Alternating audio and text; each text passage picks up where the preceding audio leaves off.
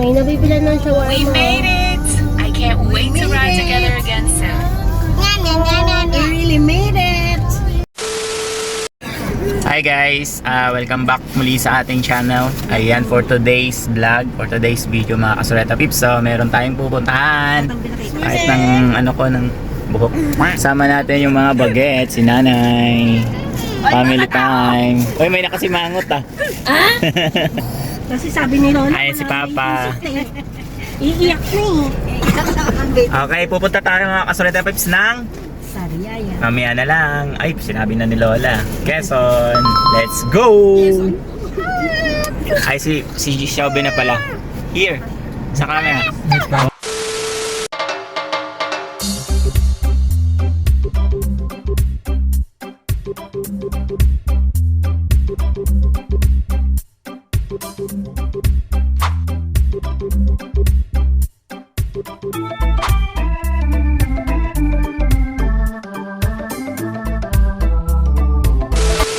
At on the way na nga tayo mga kasureta pips. So, papuntang Quezon. Ayan. So, napansin ko lang, bago na pala yung uniform ng Jollibee. Ayan. So, waiting na po tayo sa food sa in-order natin. O, diba? At yun, ang bilis nga ng biyahe natin dahil, ngayon, holiday. O, diba? Walang masyadong traffic. Pero meron pa rin mga traffic. Daan muna tayo ng Mercury, mga kasureta pips, dahil kailangan nating bumili ng gamot ng mga bagets. Dahil baka umatake yung hika nila. O, diba? So, papunta na tayo. Papasok na tayo dito sa, sa Mahiwagang Arco. Ayan. Ibig sabihin yan, mga kasureta pips, dito na tayo sa Quezon. O, diba? So, andito na nga tayo sa bandang, Villa Escudero. Yan, yung malawak na yan, mga kasureta pips. Papasok doon. Villa Escudero na yan. So, malapit na tayo papuntang, papuntang Chaong, mga kasureta pips. So, doon tayo dadaan sa, Diversion Road. So, meron tayong dadaanan doon. O, diba? May ginagawa pala dito, area na to, mga kasureta pips. So, eto ata yung kalsada patagos doon sa, mga kasureta pips, sa expressway na ginagawa sa Chaong.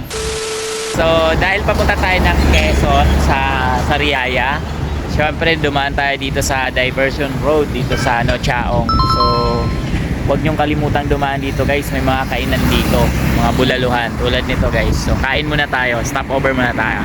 So, dito tayo sa Romeo's Bulalo and Grill. So, iba-iba mga pagkain nila dito guys. Ayan, ginatang kalabaw, yung mga ganyan, lomi, goto, sisig yan. Sinaing na tulingan at saka bistik kalabaw. O diba? Tapos may mga kubo-kubo sila guys. Pwede kayo dun pumuesto. Pwede rin naman dito. Order tayo ng bulalo guys kasi best seller nila yan. Ayan, bulalo. Beef bulalo. O diba? So ito yung mga pagkain nila.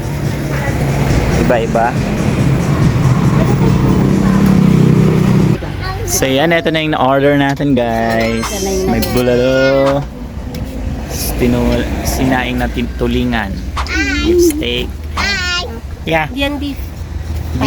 Para beef ba yan? Ay, nakaupo sa second floor. Nakakala sa'yo yung beer.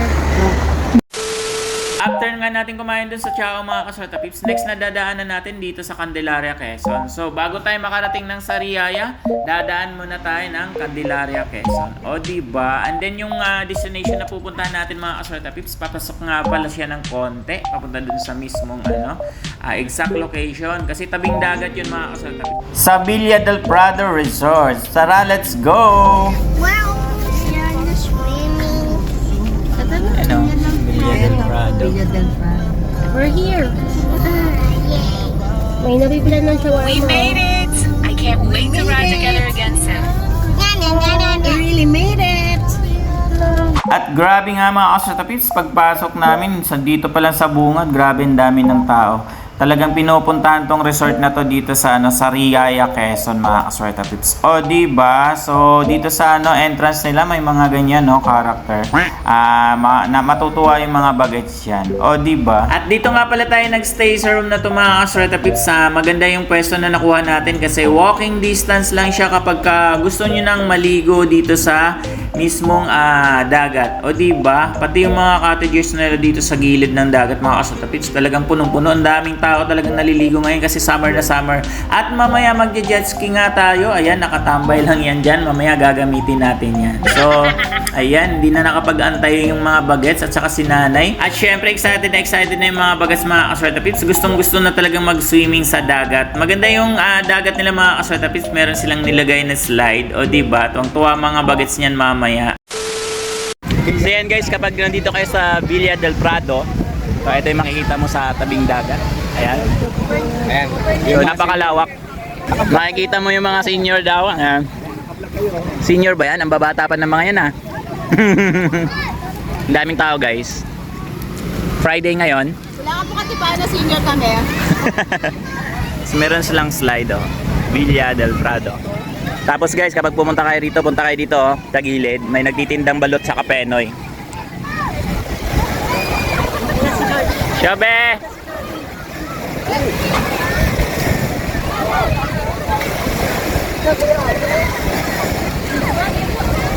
Galing ah.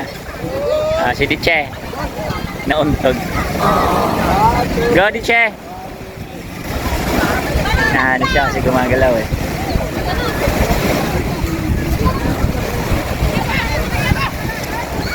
Go, Diche! Go!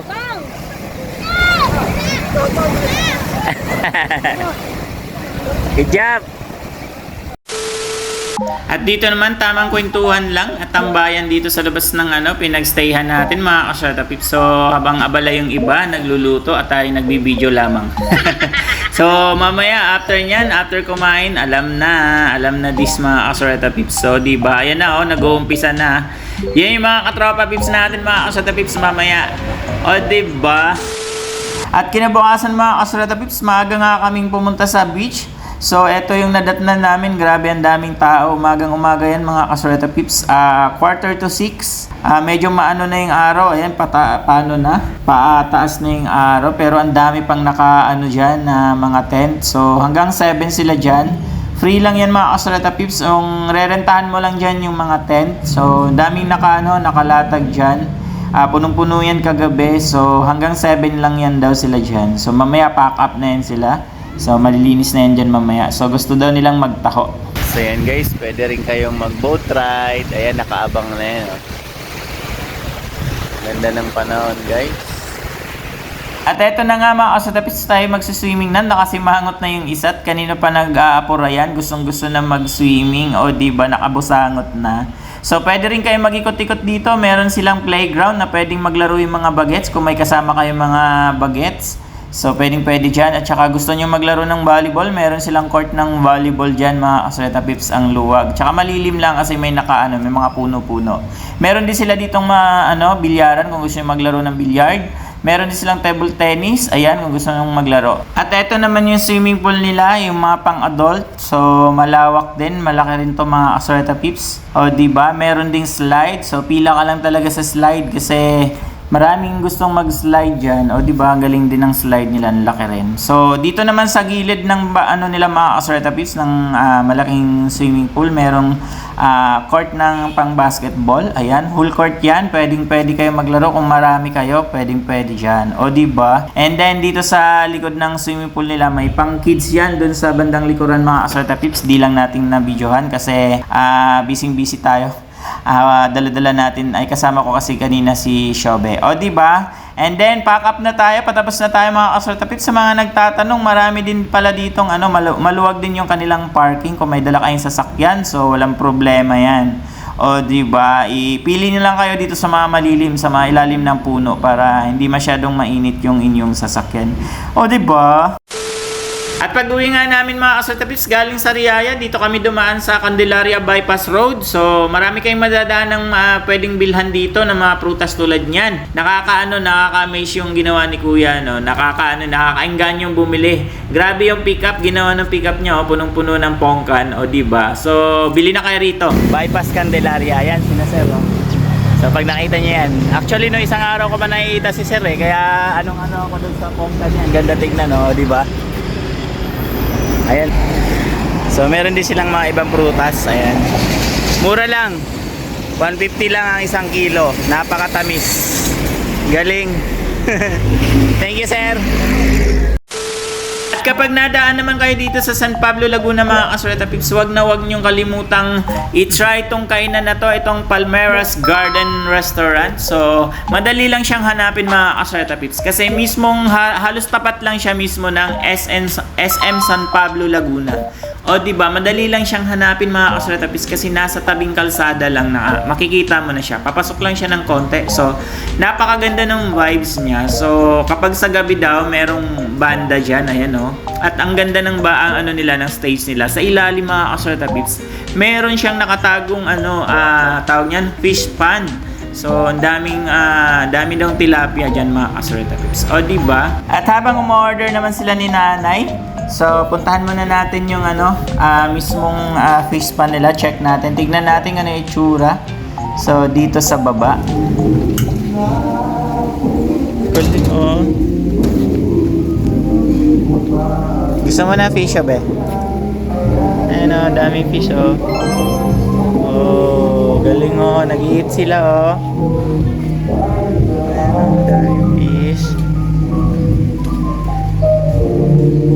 Grabe, ang linaw ng tubig mga kasuleta pips. Ang linis din, no? Kahit may mga isda siya, no? So, ang tubig daw yun nanggaling dyan sa bukal na yun. So, ginawa na nilang fish pan. So, kaya pala ang linis ng tubig. Ang galing, no? Pinalibutan dito sa gitna ng restaurant nila. Kitang-kita mo siya. So, meron siyang fish pan sa mismong gitna. O, diba? At eto na nga, dumating na yung order natin mga kasuleta pips. Etong sinuglaw. Sinugba na kinilaw. O, diba? Pakbet. So, masarap yan mga kasuleta pips. Healthy. Sinigang, syempre, favorite na mga bagets. Mahilig kasi sa sinigang yung mga yan. Mahilig sa sabaw, o diba? Umorder din sila ni Papa nung caldereta. So, beef caldereta. Syempre, gustong-gusto ni Papa yan. Dito lang yan sa Palmeras Garden Restaurant. Ang sarap ng food nila dito, guys. Promise. Try nyo na to dito. Di kayo magsisisi talaga, o diba? At di na nga tayo nagtagal din sa kinainan natin mga kasuleta pips. Pack up na. At baka maabutan pa tayo ng traffic. So, baka magsabay-sabay yung mga magsipagbalikan din ng mga nagbakasyon, galing nagbakasyon. Long weekend kasi mga kasuleta pips. O, diba?